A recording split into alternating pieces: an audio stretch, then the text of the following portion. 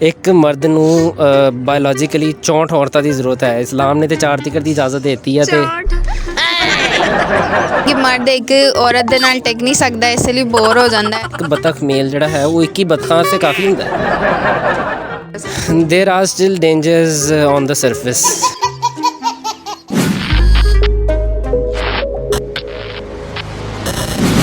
अस्सलाम वालेकुम नाज़रीन, प्राइम टीवी के साथ मैं हूँ आपकी होस्ट फ़कीज़ा ज़हीर। आज मैं मौजूद हूँ आईफा टावर के ऊपर और यहाँ करेंगे लोगों से मज़े मज़े के सवाल पूछेंगे कि शादी के बाद मर्द क्यों बदल जाते हैं और ये हिलता क्यों है ऊपर आगे। मुझे भी ऐसा फ़ील हो रहा है, अब मैंने सुना था पहले।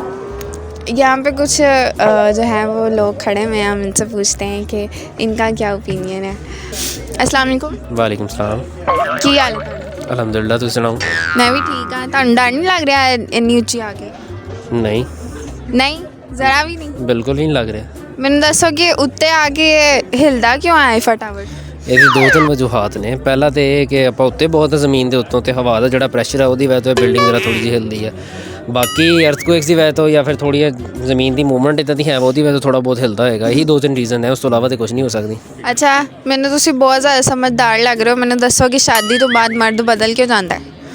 ਜ਼ਾਹਿਰ ਜੀ ਗੱਲ ਆ, ਤੁਸੀਂ ਇੱਕ ਕੋਰਸ ਜਿਹੜਾ ਮਤਲਬ ਇਮਤਿਹਾਨ ਤੋਂ ਪਹਿਲੇ ਪੜ੍ਹ ਲੈਂਦੇ ਹੋ, ਬਾਅਦ 'ਚ ਇਮਤਿਹਾਨ ਤੋਂ ਬਾਅਦ ਪੜ੍ਹਨ ਦੀ ਲੋੜ ਤਾਂ ਕੋਈ ਨਹੀਂ ਨਾ ਰਹਿੰਦੀ। ਫਿਰ ਤਾਂ ਕਰਕੇ ਬੰਦੇ ਵੀ ਕਹਿੰਦੇ ਚਲੋ ਹੁਣ ਵਿਆਹ ਹੋ ਗਿਆ, ਹੁਣ ਕੀ ਲੋੜ। ਹੁਣ ਬਸ ਬੋਰ ਹੋ ਜਾਂਦੇ ਨੇ ਇਸ ਲਈ ਬਦਲ। ਬੋਰ ਨਹੀਂ ਹੋ ਜਾਂਦੇ, ਉਹ ਜਿਹਨਾਂ ਨੂੰ ਇੰਪਰੈਸ ਕਰਨਾ ਹੁੰਦਾ, ਜੋ ਸਾਰੀਆਂ ਚੀਜ਼ਾਂ ਉਹਨਾਂ ਨੂੰ ਮਤਲਬ ਇੰਪਰੈਸ ਕਰਨ ਵਾਸਤੇ ਜਾਂ ਆਪਣੇ ਜਾਂ ਅਸੀਂ ਇੰਝ ਵੀ ਕਹਿ ਸਕਦੇ ਹਾਂ ਕਿ ਮਰਦ ਇੱਕ ਔਰਤ ਦੇ ਨਾਲ ਟਿਕ ਨਹੀਂ ਸਕਦਾ, ਇਸ ਲਈ ਬੋਰ ਹੋ ਜਾਂਦਾ ਹੈ, ਪਰੇਸ਼ਾਨ ਹੋ ਜਾਂਦਾ ਹੈ। ਦੇਖੋ ਜੀ, ਬਦਲ ਜਾਂਦਾ। ਆਪਾਂ ਸਾਇੰਟੀਫਿਕਲੀ ਦੇਖੀਏ ਨਾ ਤੇ ਇੱਕ ਮਰਦ ਨੂੰ ਬਾਇਓਲੋਜੀਕਲੀ 64 ਔਰਤਾਂ ਦੀ ਜ਼ਰੂਰਤ ਹੈ। ਇਸਲਾਮ ਨੇ ਤੇ 4 ਤੀਕਰ ਦੀ ਇਜਾਜ਼ਤ ਦਿੱਤੀ ਹੈ ਤੇ ਤੁਸੀਂ ਬਾਇਓਲੋਜੀਕਲੀ ਦੇਖ ਲਓ, ਮਾਸ਼ਾਅੱਲਾ ਸਿਰਫ ਬਤਖਾਂ ਦੇ ਵਿੱਚ ਇੱਕ ਬਤਖ ਮੇਲ ਜਿਹੜਾ ਹੈ ਉਹ 21 ਬਤਖਾਂ ਸੇ ਕਾਫੀ ਹੁੰਦਾ ਹੈ। ਤੇ ਬਾਕੀ ਫਿਰ ਤੁਸੀਂ ਬਾਕੀ ਵੀ ਦੇਖ ਹੀ ਲਓ ਤੇ ਮਰਦਾਂ ਦੇ ਹਿਸਾਬ ਨਾਲ ਵੀ ਇੱਦਾਂ ਹੀ ਹੈ। ਤੇ ਇਸਲਾਮ ਨੇ ਤਾਂ ਕਿ 4 ਦੀ ਇਜਾਜ਼ਤ ਇਹਦੀ ਕੋਈ ਬਾਇਓਲੋਜੀਕਲ ਰੀਜ਼ਨ ਤੇ ਹੋਏਗੀ ਹੈ ਵਾ ਤੇ ਨਹੀਂ ਟਿਕਦਾ ਵਿਚਾਰਾ।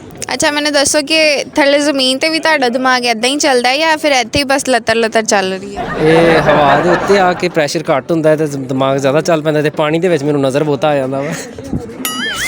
ਤੁਸੀਂ ਕਿਤੇ ਪਿਛਲੇ ਜਨਮ 'ਚ ਮਛਲੀ ਤੇ ਨਹੀਂ ਹੈਗੀ ਸੀ? ਮਛੇਰਮ I would love to be a whale. ਮੈਂ ਮਤਲਬ ਹਮੇਸ਼ਾ ਫੈਸੀਨੇਟ ਕੀਤਾ ਹੈ ਕਿ ਜਾਨ ਪਾਣੀ ਦੀ ਜ਼ਿੰਦਗੀ ਨੂੰ, because it is more quietful, peaceful and less polluted. तो इस वजह से आई गेस शायद हो। लेकिन उसमें बहुत डेंजरस एनिमल्स भी होते हैं और उसके अंदर समुंदर के अंदर भी बहुत ख़राब ज़िंदगी गुजारी जा सकती है। There are still dangers on the surface. मतलब अगर आप हमारे रोज़मर्रा की ज़िंदगी के अंदर देखें तो हम हर रोज़ एक नई डेंजर से गुजरते हैं। अभी जैसे हम अभी हमारे तो आते थे, हमारा एक बहुत ख़तरनाक एक्सीडेंट होते होते बचा है। तो इस तरह की डेंजर तो हर तरफ ही। ਤੁਹਾਨੂੰ ਬਹੁਤ ਜ਼ਿਆਦਾ ਕਾਲੀ ਸੀ ਆਈਫਾ ਟਾਵਰ ਤੇ ਚੜਨ ਦੀ, ਕਿਤੇ ਚੱਲਿਆ ਸੀ ਕਿਤੇ? ਮੈਂ ਇੱਥੇ ਕੁਛ 6ਵੀਂ 7ਵੀਂ ਵਾਰੀ ਆ ਰਿਹਾ ਵਾਂ ਤੇ ਮੈਨੂੰ ਤੇ ਜਲਦੀ ਨਹੀਂ ਸੀ। ਇਹ ਮੇਰਾ ਭਾਈ ਆਇਆ ਵਾ ਤੇ ਇਹਨੂੰ ਮੈਂ ਦਿਖਾਣ ਲਿਆ ਸੀ ਇੱਧਰ। ਇਹਨੂੰ ਕਾਲੀ ਸੀ? ਇਹਦਾ ਸਾਇਆ ਸਾਡੇ ਤੇ ਬਹੁਤ, ਇਹ ਦਰਅਸਲ ਇਹਨਾਂ ਦਾ ਸਾਇਆ ਸਾਡੇ ਤੇ ਬਹੁਤ ਹੈ ਵਾ, ਤਾਂ ਕਰਕੇ ਜ਼ਰਾ ਇਸ ਵਜ੍ਹਾ ਤੋਂ ਨਾ ਅਸੀਂ ਇੱਜ਼ਤ ਕਰਦੇ ਹਾਂ। Thank you so much. ਅੱਛਾ, ਤੁਹਾਨੂੰ ਕਿਸੇ ਨੇ ਦੱਸਿਆ ਤੁਹਾਡਾ ਠਿੱਬਾ ਜਿਹਾ ਮੂੰਹ ਹੈਗਾ? ਨਹੀਂ, ਲੇਕਿਨ ਤੁਸੀਂ ਦੱਸਤਾ ਹੈ ਤੇ ਮੈਂ ਕਹਿੰਦਾ ਬੰਦੇ ਨੂੰ ਆਪਣੇ ਵਰਗੇ ਨਜ਼ਰ ਆ ਜਾਂਦੇ ਆ। ਆਪਣੇ ਵਰਗੀ ਨਹੀਂ, ਮੇਰਾ ਮੂੰਹ ਬਹੁਤ ਵੱਡਾ ਹੈਗਾ, ਤੁਹਾਡਾ ਬਹੁਤ ਨਿੱਕਾ ਜਿਹਾ ਚੂਹੀ ਵਰਗਾ। ਪਹਿਲੇ ਬੰਦੇ ਹੋ ਜਿਹਨੇ ਮੈਨੂੰ ਆ ਕਿਹਾ ਵਾ, ਨਹੀਂ ਤੇ ਅੱਜ ਤੱਕ ਕਿਸੇ ਨੇ ਨਹੀਂ ਕਿਹਾ। ਮੂੰਹ ਨਿੱਕਾ ਹੈ ਉਹ ਤੋਂ ਐਡੀ ਵੱਡੀ ਐਨਕ ਲਾਈ ਹੋਈ ਹੈ। ਅੱਛਾ, ਆਪਣੇ ਦੋਸਤ ਨੂੰ ਕੋਈ ਗਾਣਾ ਸੁਣਾਉਣਾ ਚਾਹੋਗੇ? तेरे जैसा यार कहाँ। सच्चे दिल नाल कह रहे हो? सच्चे we are friends for like I guess 17 years up to now 17 years। तो अच्छा, इतने पुराने दोस्त हैं तो एक दूसरे की अच्छाई बुराई और बगैरती सब पता होगा।